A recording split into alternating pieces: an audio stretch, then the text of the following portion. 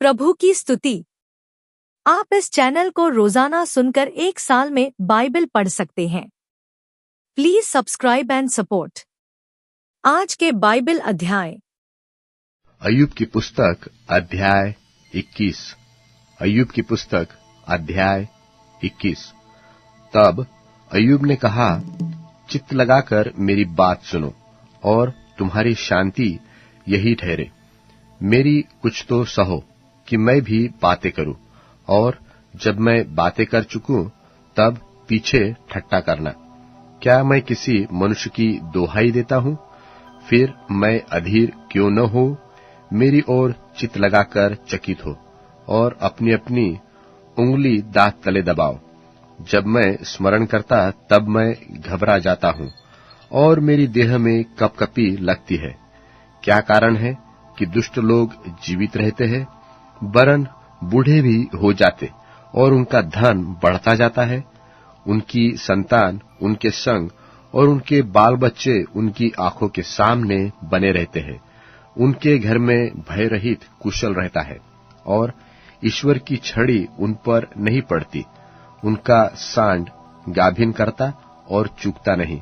उनकी गाय बियाती है और बच्चा कभी नहीं गिराती। वे अपने लड़कों को झुंड के झुंड बाहर जाने देते हैं और उनके बच्चे नाचते हैं। वे डफ और वीणा बजाते हुए गाते और बांसुरी के शब्द से आनंदित होते हैं। वे अपने दिन सुख से बिताते और पल भर ही में अधोलोक में उतर जाते हैं। तो भी वे परमेश्वर से कहते थे कि हमसे दूर रहो। तेरी गति जानने की हमको इच्छा नहीं रहती। सर्वशक्तिमान क्या है कि हम उसकी सेवा करें, और जो हम उससे विनती भी करें तो हमें क्या लाभ होगा? देखो, उनका कुशल उनके हाथ में नहीं रहता। दुष्ट लोगों का विचार मुझसे दूर रहे। कितनी बार दुष्टों का दीपक बुझ जाता है और उन पर विपत्ति आ पड़ती है, और परमेश्वर क्रोध करके उनके बाट में शोक देता है, और वे वायु से उड़ाए हुए भूसे की और बवंडर से उड़ाई हुई भूसी की नाई होते हैं। परमेश्वर उसके अधर्म का दंड उसके लड़के बालों के लिए रख छोड़ता है। वह उसका बदला उसी को दे, ताकि जब वह जान ले, दुष्ट अपना नाश अपनी ही आंखों से देखे और सर्वशक्तिमान की जलजलाहट में से आप पी ले। क्योंकि जब उसके महीनों की गिनती कट चुकी तो अपने बाद वाले अपने घराने से उसका क्या काम रहा? क्या परमेश्वर को कोई ज्ञान सिखाएगा? वह तो ऊंचे पद पर रहने वालों का भी न्याय करता है। कोई तो अपने पूरे बल में बड़े चैन और सुख से रहता हुआ मर जाता है। उसकी दोहनियां दूध से और उसकी हड्डियां गूदे से भरी रहती है, और कोई अपने जीवन में कूड़ कूड़ कर बिना सुख भोगे मर जाता है। वे दोनों बराबर मिट्टी में मिल जाते हैं और कीड़े उन्हें ढांक लेते हैं। देखो, मैं तुम्हारी कल्पनाएं जानता हूं और उन युक्तियों को भी जो तुम मेरे विषय में अन्याय से करते हो। तुम कहते हो कि रईस का घर कहाँ रहा, दुष्टों के निवास के डेरे कहाँ रहे? परंतु क्या तुमने बटोहियों से कभी नहीं पूछा? तुम उनके इस विषय के प्रमाणों से अनजान हो कि विपत्ति के दिन के लिए दुर्जन रखा जाता है और महाप्रलय के समय के लिए ऐसे लोग बचाए जाते हैं। उसकी चाल उसके मुंह पर कौन कहेगा? और उसने जो किया है उसका बदला कौन देगा? तो भी वह कब्र को पहुंचाया जाता है और लोग उस कब्र की रखवाली करते हैं। नाले के ढेले उसको सुखदायक लगते हैं, और जैसे पूर्व काल के लोग अनगिनत जा चुके, वैसे ही सब मनुष्य उसके बाद भी चले जाएंगे। इसलिए तुम्हारे उत्तरों में तो झूठ ही पाया जाता है, तो तुम क्यों मुझे व्यर्थ शांति देते हो? अय्यूब की पुस्तक अध्याय 22। अय्यूब की पुस्तक अध्याय 22। तब तेमानी एलीपज ने कहा, क्या पुरुष से परमेश्वर को लाभ पहुंच सकता है? जो बुद्धिमान है वह अपने ही लाभ का कारण होता है। क्या तेरे धर्मी होने से सर्वशक्तिमान सुख पा सकता है? तेरी चाल की खराई से क्या उसे कुछ लाभ हो सकता है? वह तो तुझे डांटता है और तुझसे मुकद्दमा लड़ता है। तो क्या इस दशा में तेरी भक्ति हो सकती है? क्या तेरी बुराई बहुत नहीं? तेरे अधर्म के कामों का कुछ अंत नहीं। तूने तो अपने भाई का बंधक अकारण रख लिया है और नंगे के वस्त्र उतार लिए थे। थके हुए को तूने पानी न पिलाया और भूखे को रोटी देने से इनकार किया। जो बलवान था उसी को भूमि मिली और जिस पुरुष की प्रतिष्ठा हुई थी वही उसमें बस गया। तूने विधवाओं को छूछे हाथ लौटा दिया और अनाथों की बाहें तोड़ डाली। इस कारण तेरे चारों ओर फंदे लगे हैं और अचानक डर के मारे तू घबरा रहा है। क्या तू अंधियारे को नहीं देखता और उस बाढ़ को जिसमें तू डूब रहा है? क्या परमेश्वर स्वर्ग के ऊंचे स्थान में नहीं है? ऊंचे से ऊंचे तारों को देख कि वे कितने ऊंचे हैं। फिर तू कहता है कि परमेश्वर क्या जानता है? क्या वह घोर अंधकार की आड़ में होकर न्याय करेगा? काली घटाओं से वह ऐसा छिपा रहता है कि वह कुछ नहीं देख सकता। वह तो आकाशमंडल ही के ऊपर चलता फिरता है।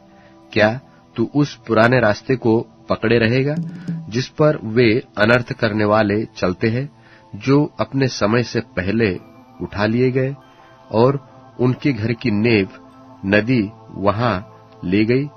उन्होंने परमेश्वर से कहा था, हमसे दूर हो जा, और यह कि सर्वशक्तिमान हमारा क्या कर सकता है? तो भी उसने उनके घर अच्छे अच्छे पदार्थों से भर दिए। परंतु दुष्ट लोगों का विचार मुझसे दूर रहे। धर्मी लोग देखकर आनंदित होते हैं और निर्दोष लोग उनकी हंसी करते हैं कि जो हमारे विरुद्ध उठे निस्संदेह मिट जाए, और उनका बड़ा धन आग का कौर हो गया है। उससे मिल मिलाप कर, तब तुझे शांति मिलेगी और इससे तेरी भलाई होगी। उसके मुंह से शिक्षा सुन ले और उसके वचन अपने मन में रख।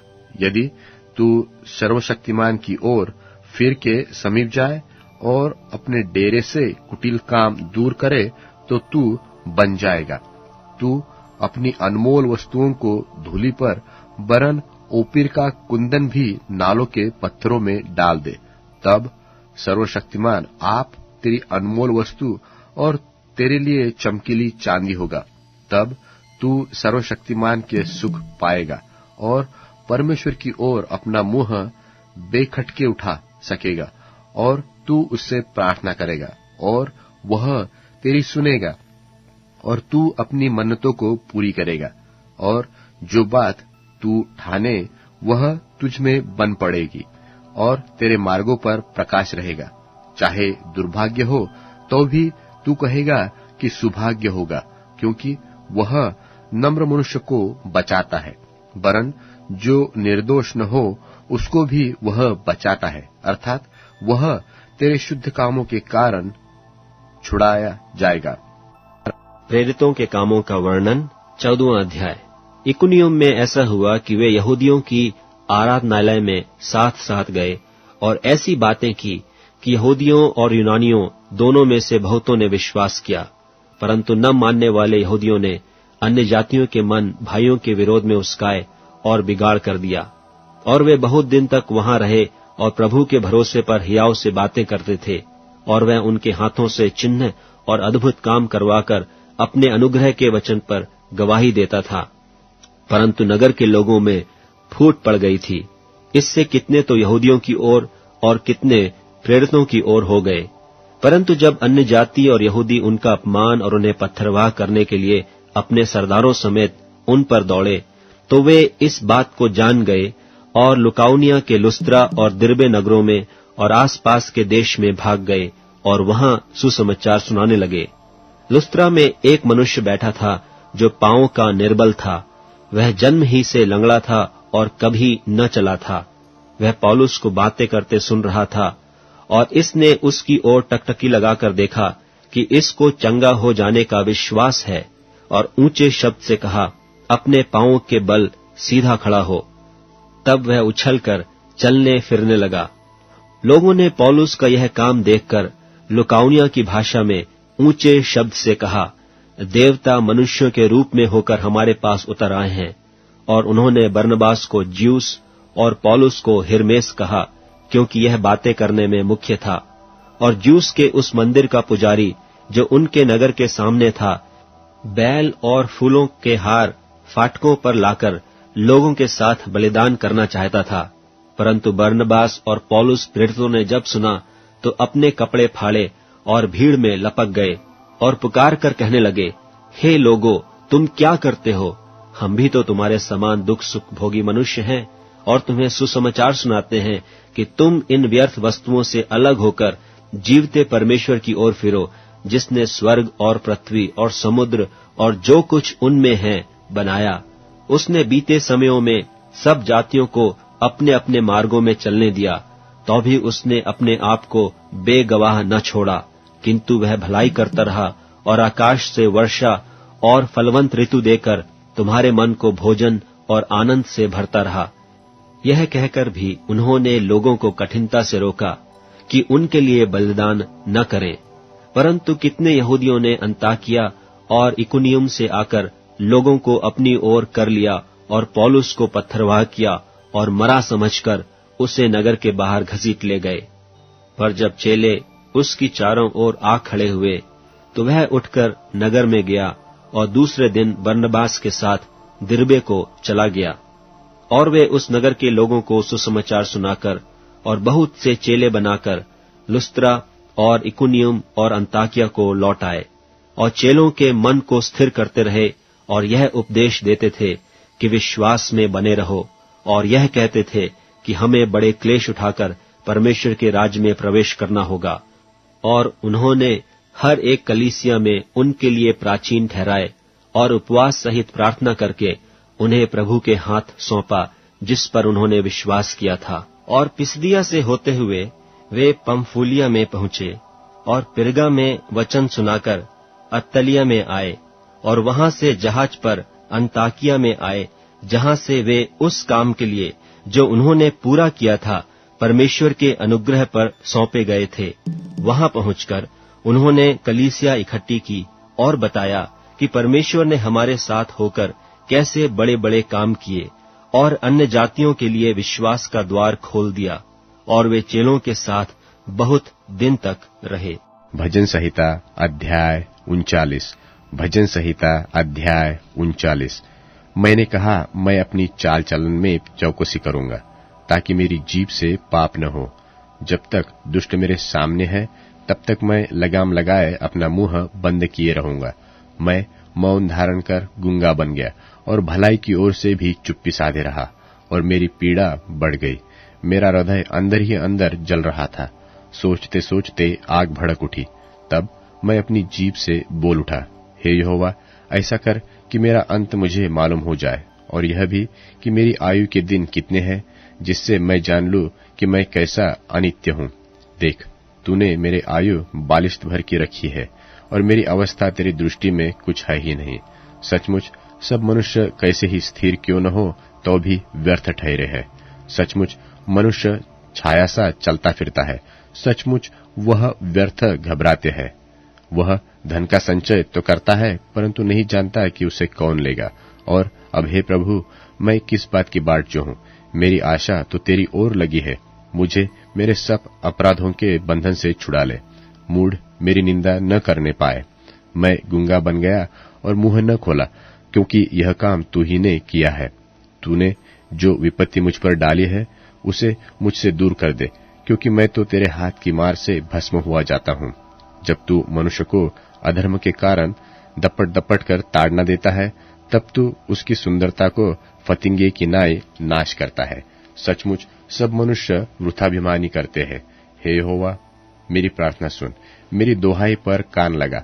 मेरा रोना सुनकर शांत न रह, क्योंकि मैं तेरे संग एक परदेशी यात्री की नाई रहता हूँ और अपने सब पुरखों के समान परदेशी हूँ। आह, इससे पहले कि मैं यहाँ से चला जाऊं और न रह जाऊं, मुझे बचा ले, जिससे मैं प्रदीप्त जीवन प्राप्त करूं।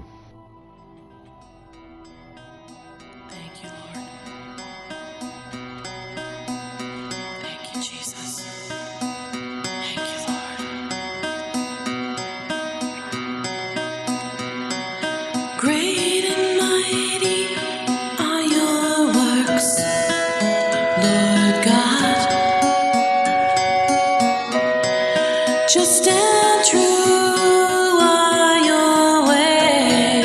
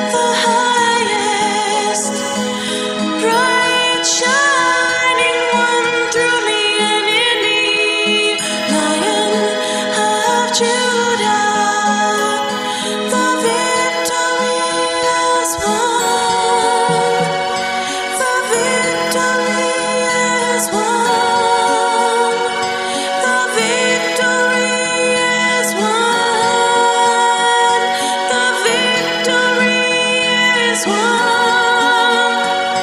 The victory is won. The victory is